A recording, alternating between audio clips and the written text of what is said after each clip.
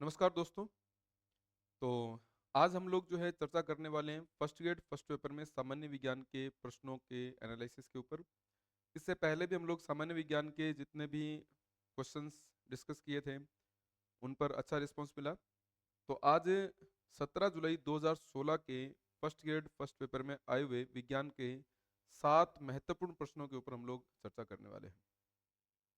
तो मैं आप सभी से रिक्वेस्ट करूंगा कि फर्स्ट ग्रेड के एस्पिरेंट्स जितने भी हैं उन तक आप इन वीडियोस को ज़रूर पहुंचाइएगा, ताकि पुराने पेपर में आए हुए क्वेश्चनों के कठिनाई स्तर के बारे में उनको पता चले और इस बात की जानकारी मिले कि एग्जाम के अंदर किस तरीके के कठिनाई स्तर के प्रश्न हमारे सामने आ रहे हैं। चलिए बिना देरी किए हम लोग क्वेश्चन सीरीज शुरू करते हैं। आज का पहला प्रश्न हमारे पास है, किस मिश्र धातु का उपयोग विद्युत तारों की परस्पर वेल्डिंग के लिए किया जाता है। यानी ये वो जिसको अपने बोलते हैं टांका लगाना, ठीक है ना। ये बात कर रहा है किसकी, जिसको अपने टांका लगाना बोलते हैं ना, उसकी बात कर रहा है। आपने नोटिस किया होगा दो धातु के चालक तार जो होते हैं उनको अगर आपस में जोड़ना हो तो एक बहुत ही पतली सी जो धातु होती है, एक महीन सा तार होता है, उसको गर्म करके उसको पिघला कर हम उन दो धातु के तारों को आपस में वेल्ड कर देते हैं। ये उससे संबंधित बात है। और उसमें जो हम लोग मिश्र धातु यूज करते हैं वो बना होता है सीसा और टिन का, यानी कि लेड और टिन दोनों का मिश्रण होता है दोस्तों। ठीक है। तो दो धातु के चालक तारों को आपस में जोड़ने के लिए हम लेड और टिन के मिश्रण को यूज किया करते हैं। एकदम बेसिक क्वेश्चन है और हालांकि ये हमारे सिलेबस का हिस्सा नहीं।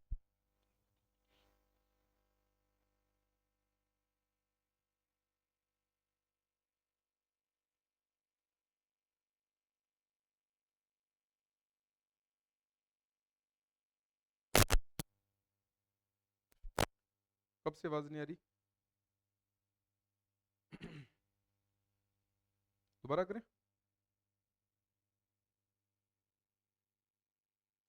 तो मिश्र धातु जो है उसमें देखो हम लोगों ने तांबा और सीसा भी हमारे पास, तांबा और जस्ता भी हमारे पास है।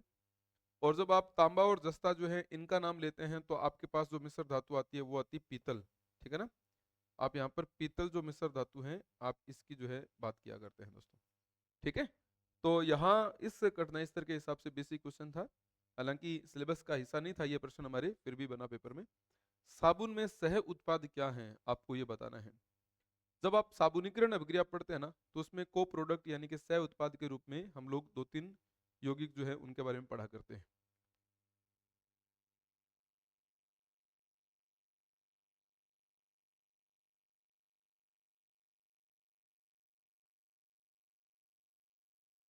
हाँ जी।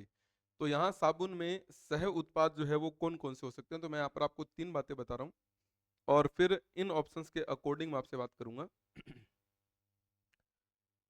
साबुन जब अपने बनाते हैं साबुनीकरण अभिक्रिया के माध्यम से, तो साबुन बन सकती है। देखो दो तीन प्रमुख कंपोनेंट्स होते हैं। जैसे साबुन बनती है वसा से, है ना। वसा से जब साबुन बनती है तो क्या को प्रोडक्ट होता है। जब वसा से साबुन बने तो सह उत्पाद यानी कि को प्रोडक्ट जो होता है वो होता है ग्लिसरॉल। जब साबुन किससे बने, वसा से बने, तो सह उत्पाद जो है वो क्या होता है दोस्तों, वो होता है ग्लिसरॉल। जब साबुन वसीय अम्ल से बने, ठीक है, तो सह उत्पाद होता है कौन, जल। तो जल सह उत्पाद होता है। साबुन एस्टर से भी बन सकती है। जब साबुन एस्टर से बने, वसीय अम्ल से साबुन बनेगी तो सह उत्पाद जो है जल होगा। जब एस्टर से साबुन बनेगी, साबुन एस्टर से भी बन सकती है, तो सह उत्पाद के रूप में हमारे पास प्राप्त होगा कौन, एल्कोहल। ठीक है ना। तो एल्कोहल जो है हमारे पास सह उत्पाद के रूप में प्राप्त होता है। देखो वसा अम्ल जो होते हैं इनसे तो साबुन बनती है। अगर वसीय अम्लों की बात करें तो इनसे तो साबुन जो है बनाई जाती है। ठीक है। सोडियम हाइड्रोक्साइड तो साबुन में काम आने वाला क्षार होता है। ठीक है ना। साबुन साबुन बनाने में प्रयुक्त क्षार है ये तो वो क्षार है जो साबुन बनाने में काम आता है। ठीक है ना। सोडियम के लवण जो होते हैं वो स्वयं साबुन होते हैं, यानी कि सोडियम के जो लवण होते हैं इनको तो हम क्या मानते हैं, साबुन मानते हैं। तो सह उत्पाद जो है वो दोस्तों क्या होता है, ग्लिसरॉल होता है। ठीक है, इस प्रकार से अब देखो इनमें से कोई सा भी आ सकता था, लेकिन आपसे पूछेगा साबुन का सह उत्पाद बताओ तो ग्लिसरॉल बताएंगे, क्योंकि बेसिकली हम साबुन किससे बनाते हैं, वसा से। अगर वो आपसे पूछता जब एस्टर से साबुन बनते तो सह उत्पाद बताओ, तो आप क्या बताते, ग्लिसरॉल सॉरी अल्कोहल बताते। तो इस प्रश्न में ये जो चीजें हैं, वो ये तो है वो जिससे साबुन बनती है, ये जो है वो है जो साबुन बनाने में काम आने वाला क्षार है, और ये खुद साबुन है, और ये हो गया ग्लिसरॉल। मैं आपको यहाँ पर है ना एक इक्वेशन भी बना के बताता हूँ, एक बेसिक इक्वेशन बना के बताता हूँ, जिससे आप इस बात को समझ जाएंगे। देखो, जो वसा होती है ना, उस वसा के दो घटक होते हैं, मैं आपको बताता हूँ। एक घटक होता है वसीय अम्ल, और एक घटक होता है दोस्तों क्या, ग्लिसरॉल। वसीय अम्ल के 3 अणु होते हैं, ग्लिसरॉल का कितना अणु होता है, 1 अणु होता है। तो इनका अनुपात होता है 3:1 का अनुपात। जो 3 वसीय अम्ल होते हैं वो कौन कौन से होते हैं, तो वो होते हैं जी पामेटिक, पामेटिक, एक होता है ओलिक, पामेटिक ओलिक, एक होता है स्टीरेटिक। स्टीरेटिक, पामेटिक और ओलिक, इस तरीके से 3 होते हैं। क्रम से मैं दोबारा लिखता हूँ, देखो पहला मैं स्टीरेटिक लिख देता हूँ। स्टीरेटिक होता है, एक पामेटिक होता है, और एक होता है अपने पास क्या, ओलिक। स्टीरेटिक, पामेटिक और ओलिक, और एक कौन होता है, ग्लिसरॉल। जब साबुन को अपने सॉरी वसा को अपने गर्म करते हैं ना, तो गर्म करने के लिए, गर्म करने के बाद में इसमें हम लोग कास्टिक सोडा डालते हैं, जिसको हम कास्टिक सोडा, जिसको अपने सोडियम हाइड्रोक्साइड बोलते हैं, अर्थात एक प्रकार का प्रबल क्षार होता है सोडियम हाइड्रोक्साइड। ये साबुन बनाने में काम आने वाला क्षार होता है। जो अपने कास्टिक सोडा इस वसा में डालते हैं ना, यानी कि वनस्पति के तेल में डालते हैं, ठीक है, तो इस अभिक्रिया में क्या होता है, इस अभिक्रिया में ये जो सोडियम होता है ना, वो स्टीरेटिक, पामेटिक और ओलिक के लवण बना देता है। तो मैं इसमें लिखूंगा सोडियम के स्टीरेटिक, सोडियम के स्टीरेटिक, पामेटिक व ओलिक लवणों की प्राप्ति होती है। सोडियम के स्टीरेटिक, पामेटिक और ओलिक लवण बनते हैं। इन लवणों को हम किस नाम से जानते हैं, साबुन के नाम से जानते हैं। और हमें को प्रोडक्ट के रूप में किसकी प्राप्ति हो जाती है, ग्लिसरॉल की प्राप्ति हो जाती है।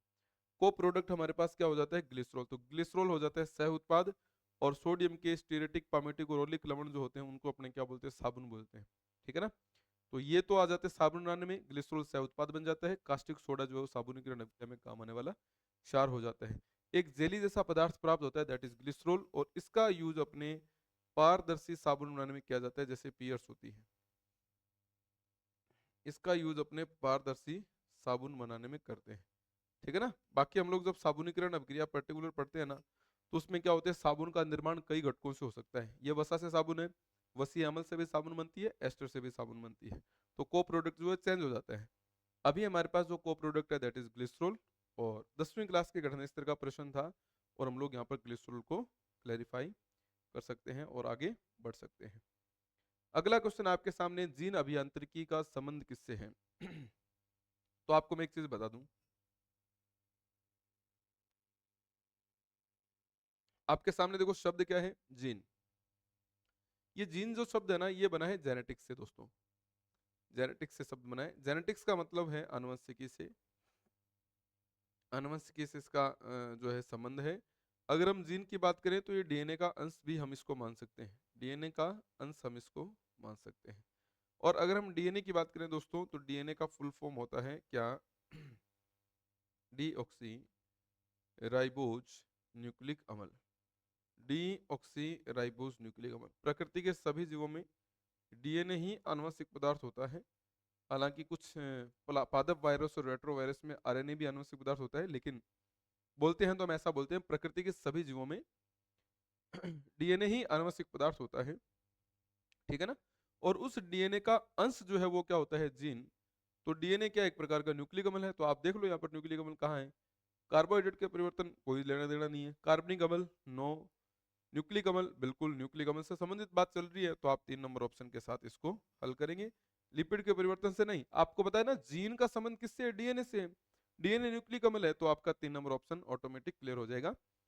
यह प्रश्न आनुवंशिकी से संबंधित क्वेश्चन है, और हमारे आनुवंशिकी और जैव विकास नाम का फर्स्ट पेपर में एक छोटा सा टॉपिक है, तो वहां से रिलेटेड क्वेश्चन है ये और एकदम बेसिक क्वेश्चन है, तो हम आराम से इस प्रश्न को जो है मैनेज कर सकते हैं।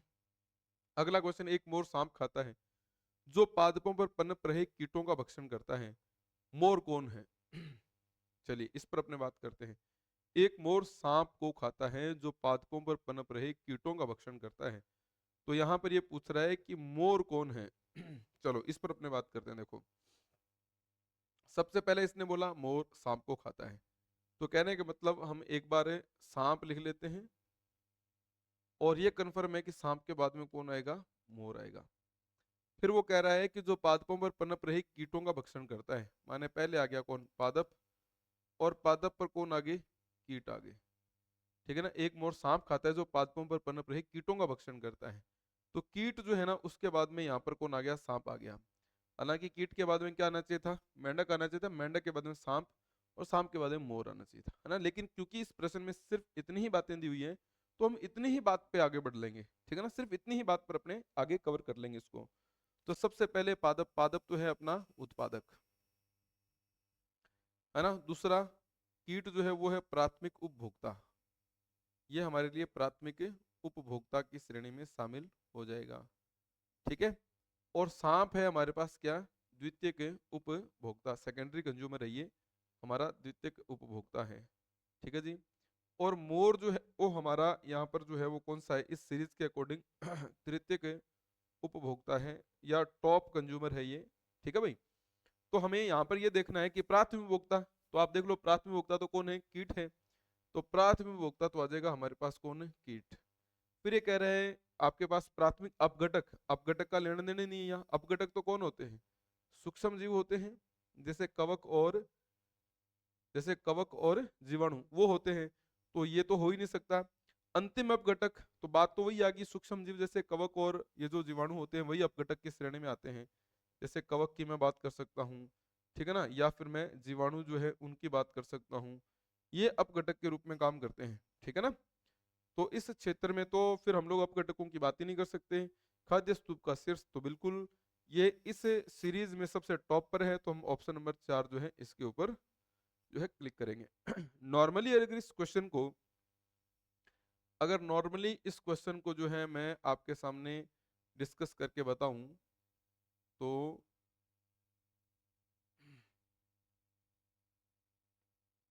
एक सेकंड देखो भाई,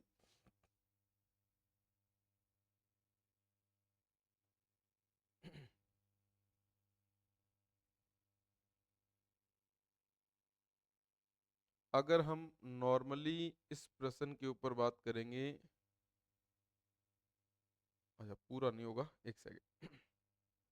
अगर नॉर्मली हम इस प्रश्न के ऊपर बात करें तो इसको अलग तरीके से लिख सकते हैं। कैसे? घास, घास के ऊपर मैं लिखूंगा क्या? टिड्डे। टिड्डी के ऊपर लिखूंगा क्या? मेंढक। मेंढक के ऊपर किसको लिखूंगा? मेंढक के ऊपर मैं लिखूंगा सांप को। सांप के ऊपर मैं किसको लिखूंगा? मोर को। अगर नॉर्मली देखें तो सामान्य स्तर पर तो ये खाद्य श्रृंखला जो है ना वो देखी जाती है। सामान्यतया हम इस खाद्य श्रृंखला का जो है अध्ययन किया करते हैं। तो घास तो आ जाएगा प्रोड्यूसर, या आ जाएगा कंज्यूमर फर्स्ट, या आ जाएगा consumer second, consumer third, and it is top consumer या कंज्यूमर फोर, है ना। टॉप कंज्यूमर है ये। अगर नॉर्मल वे में बात करेंगे तो हमें फूड चेन जो है वो इस तरीके से बनानी होती है। तो हम 4 नंबर प्रश्न के अंदर इस तरीके से 4 नंबर ऑप्शन को क्लिक करके आगे बढ़ सकते हैं। अब बढ़ते हैं हम लोग अगले प्रश्न की तरफ। अगला क्वेश्चन है प्रकाश का वेग अधिकतम किसमें होता है? सिंपल क्वेश्चन, बिना सोच समझ कर करने वाला, सीधा ही आप कर दोगे तो आराम से अपना प्रश्न हल हो जाएगा। प्रकाश का वेग अधिकतम किसमें होता है? तो प्रकाश का वेग अधिकतम किसमें होता है जी? निर्वात में। ठीक है, तो प्रकाश जो है ना उसका एक नेचर है, देखो मैं आपको बताता हूँ। प्रकाश जो है इसका वेग जो है वो देखो निर्वात में सबसे ज्यादा, वायु में थोड़ा कम, ठीक है ना, और द्रव में और कम, और ठोस में बिल्कुल ही कम हो जाएगा। तो इस संदर्भ में देखोगे तो ये व्यवहार है इसका। निर्वात यानी कि जहां वैक्यूम होगी, जहां पर किसी भी प्रकार का कोई दूसरा पार्टिकल देखने को नहीं मिलेगा, वहां पर प्रकाश का वेग सबसे ज्यादा लेवल पर होगा, मैक्सिमम होगा। छठी सातवीं क्लास का क्वेश्चन है, बड़े लेवल का क्वेश्चन नहीं है, सबका सही होने लायक प्रश्न है ये। बिना सोचे आप इस प्रश्न को कर सकते हैं। बहुत ही अव्वल दर्जे का प्रश्न है ये। डीडीटी के व्यावसायिक उत्पादन में कच्चे माल के उपयोग किए जाते हैं, वे क्या चीज हैं? अगर मैं आपको यहाँ एक बेसिक क्वेश्चन बताऊं, तो ये जो क्वेश्चन है ना, ये मान के चलो अगर नॉर्मली अपने से बेसिक लेवल पे पूछता कि कौन सा जो है पेस्टिसाइड है, पीड़कनाशी है, तो आप डीडीटी और बीएससी दोनों कर सकते थे। दोनों में ही क्लोरीन मेन कंपोनेंट के रूप में माना जाता है। लेकिन अगर इस क्वेश्चन के कठिनाई स्तर के ऊपर बात करें, तो ये क्वेश्चन सीधा ही 12वीं क्लास की केमिस्ट्री से लिया गया क्वेश्चन है। बहुत ही खतरनाक लेवल का प्रश्न है, जनरल साइंस का प्रश्न नहीं है, लेकिन फिर भी हम लोग इसको कवर करेंगे। और डीडीटी के व्यावसायिक उत्पादन में कच्चे माल के रूप में किसको यूज किया जाता है? दैट इज क्लोरोबेंजीन और क्लोरल। ठीक है ना? तो मैं आपको कुछ यहाँ पर बातें बताता हूँ। सबसे पहले तो क्लोरोबेंजीन। बेंजीन क्या होता है? देखो, अगर हम बेंजीन की बात करें, तो बेंजीन जो है वो एक साइक्लिक हाइड्रोकार्बन होता है, चक्रीय हाइड्रोकार्बन होता है, जिसका फॉर्मूला होता है C6H6। एक चक्रीय हाइड्रोकार्बन है ये, ठीक है ना? यानी अगर आप यहाँ पर कार्बन की बात करेंगे बेंजीन में, तो कार्बन इस तरीके से एक साइकिल बनाते हैं यूं करके, ठीक है भाई, ऐसे साइकिल बनाते हैं। और इन इन जगहों पर प्रत्येक कार्बन के ऊपर इस तरीके से हाइड्रोजन जो है वो बना रहता है, ऐसे करके। और यहाँ पर डबल बॉन्ड जो है उनकी उपस्थिति हम लोग देखा करते हैं। It is benzene. और ये क्योंकि हमसे क्या कह रहे हैं? क्लोरोबेंजीन। तो क्लोरोबेंजीन का मतलब है कि हम एक जगह पर हाइड्रोजन कम कर देंगे और वहां पर क्लोरीन को जोड़ देंगे।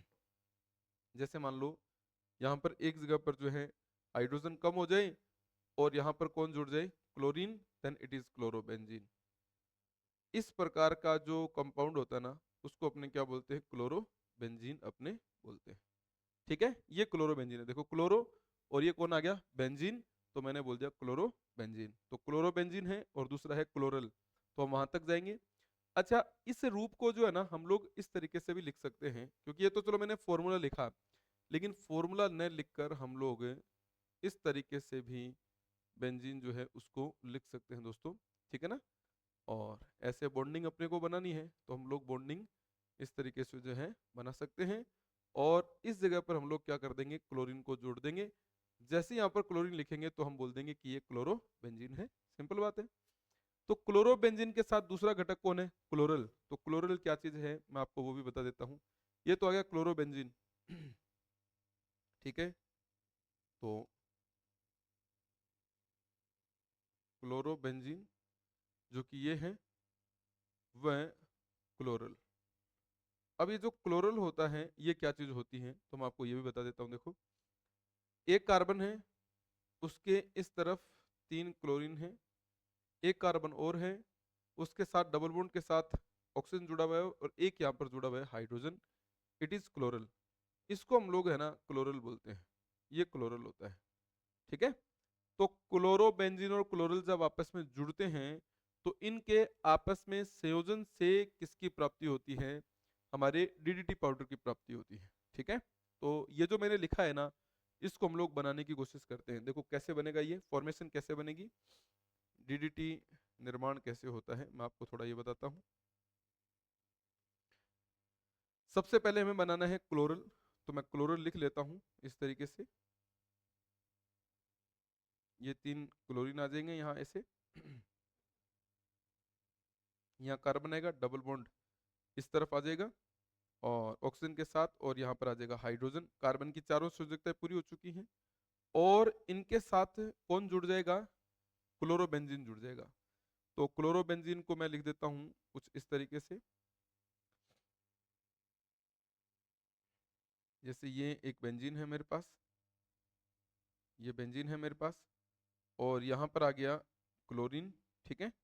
और इस तरीके से हम लोग जो है बॉन्डिंग को कवर करेंगे। और इस जगह पर ये हाइड्रोजन जो है ना उसको मैं शो कर देता हूँ, ठीक है भाई? ठीक ऐसे ही एक हाइड्रोजन मैं यहाँ पर भी शो कर देता हूँ, और इस तरीके से जो है मैं पुनः जो है बेंजीन को लिख दूंगा इस तरीके से। और यहाँ पर भी जो है हम लोग क्लोरीन को लिख देंगे। तो ये हो गया, देखो क्लोरोबेंजीन, ये भी आ गया क्लोरोबेंजीन।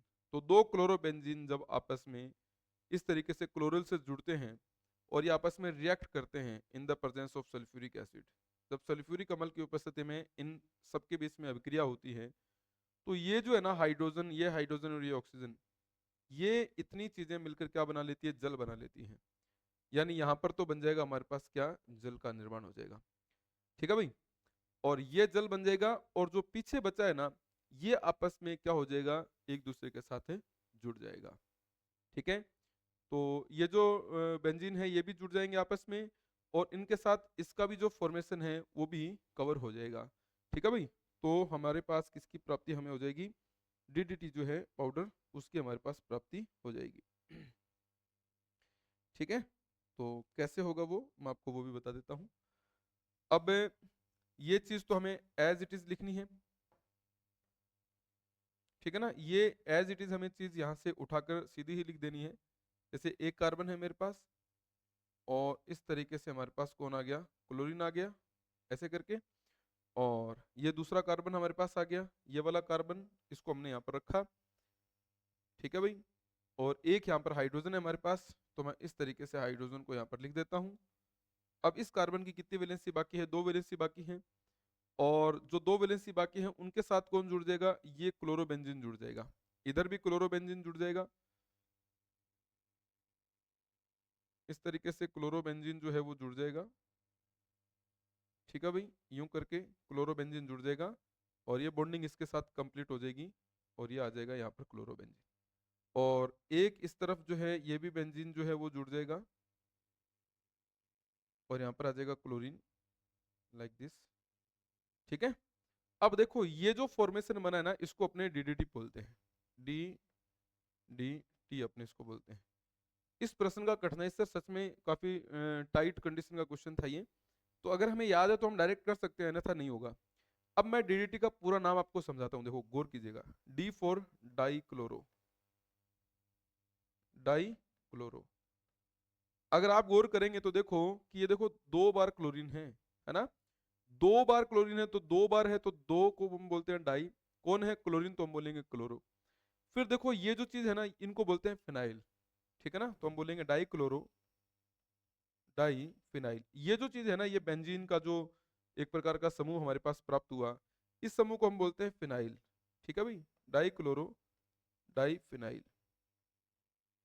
ठीक है, अब यहाँ पर अगर आप गौर करेंगे, देखो डी डी तो हमें प्राप्त हो गया, D four di chloro, D four di phenyl. अब आ गया टी, टी से बनेगा ट्राई क्लोरो, देखो एक दो तीन, तीन क्लोरीन है, तो हम बोलेंगे ट्राई क्लोरो, हम इसको बोल देंगे क्या, tri chloro, di chloro, di phenyl, tri chloro. और मेरे पास कार्बन कितने हैं, दो कार्बन हैं, तो दो कार्बन को हम बोलते हैं एथ, एथ, और सिंगल बॉन्ड होने के कारण हम इसको बोलते हैं एन, तो बन जाएगा एथेन। क्योंकि मुख्य श्रृंखला जो है ना ये दो कार्बन वाली है, ये दो कार्बन वाली मुख्य श्रृंखला है। इस दो कार्बन वाली मुख्य श्रृंखला में पहले कार्बन पर तीन क्लोरीन है, दूसरे कार्बन पर दो बार हमारे पास फिनाइल है, और उन फिनाइल के ऊपर जो है हम देखते हैं ना, तो दो क्लोरीन है, तो हम लोग बोलेंगे डाई क्लोरो, ये रहे, डाई फेनिल, ये दो बेंजीन का जो ग्रुप है इसको फेनिल फिनाइल बोलते हैं, ट्राई क्लोरो यानी कि इस पहले कार्बन पर जो तीन क्लोरीन है उसको ट्राई क्लोरो बोलते हैं। मुख्य श्रृंखला दो कार्बन युक्त है, इसलिए हम इसको बोलते हैं एथेन, तो di chloro, di phenyl, tri chloro ethane. और ये जो डीडीटी पाउडर होता है इसका यूज किया जाता है किसके रूप में, पेस्टिसाइड के रूप में, पीड़कनाशी के रूप में हम लोग इसको इस्तेमाल किया करते हैं। अच्छा खासा मतलब पेपर में क्वेश्चन बनता है ये, हम लोग इसमें 3 नंबर ऑप्शन के साथ आगे बढ़ेंगे, हमारा ये क्वेश्चन जो है कंप्लीट हो जाता है। बढ़ते हैं अगले क्वेश्चन की तरफ। बीटी पादप में बीटी का मतलब क्या है, तो मैं आपको बताता हूं, बीटी का मतलब होता है बैसिलस थूरिजिएंसिस, इट इज बैसिलस थूरिजिएंसिस, इसको बैसिलस थूरिजिएंसिस बोलते हैं। ठीक है, बैसिलस थूरिजिएंसिस नाम हम इसके लिए यूज करते हैं, बीटी फॉर बैसिलस थूरिजिएंसिस। ठीक है ना, हम लोग यहाँ पर इस तरीके से इसको लिख देंगे। अमेरिका में खेतों के अंदर प्राकृतिक रूप से कुछ बैक्टीरिया पाए जाते हैं, वहां पर इसके बारे में जब अध्ययन किया गया, देखा गया, तब की बात है, उन्होंने देखा कि जो मिट्टी है, मृदा है, उसमें नेचुरल तरीके से कुछ बैक्टीरिया हैं, उन बैक्टीरिया को बोलते हैं बैसिलस थूरिजिएंसिस। और ये बैक्टीरिया ऐसे बैक्टीरिया है जो एक विषैला प्रोटीन छोड़ते हैं, एक विषैला प्रोटीन छोड़ते हैं, ठीक है ना।